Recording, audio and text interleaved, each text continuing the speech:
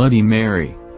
She lived deep in the forest in a tiny cottage, and sold herbal remedies for a living. Folks living in the town nearby called her Bloody Mary, and said she was a witch. None dared cross the old crone for fear that their cows would go dry, their food stores rot away before winter, their children take sick of fever, or any number of terrible things that an angry witch could do to her neighbors. Then the little girls in the village began to disappear, one by one. No one could find out where they had gone. Grief-stricken families searched the woods, the local buildings, and all the houses and barns, but there was no sign of the missing girls. A few brave souls even went to Bloody Mary's home, in the woods, to see if the witch had taken the girls.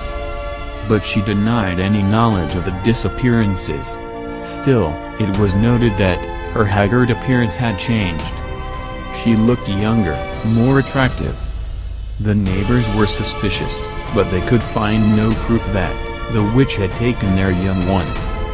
Then came the night when the daughter of the miller rose from her bed and walked outside, following an enchanted sound no one else could hear. Miller's wife saw this, and screamed for her husband and followed the girl out of the door. Finally they reached forest, and noticed a woman with their young girl. The desperate cries of the miller and his wife woke the neighbors. They came to assist the frantic couple. The townsmen grabbed their guns and their pitchforks and ran toward the witch and fired. Then, the angry townsmen leapt upon her, and carried her back into the field, where they built a huge bonfire, and burned her at the stake. As she burned, Bloody Mary screamed a curse at the villagers. If anyone mentioned her name aloud before a mirror, she would send her spirit to revenge herself upon them for her terrible death. When she was dead, the villagers went to the house in the wood, and found the unmarked graves of the little girls the evil witch had murdered.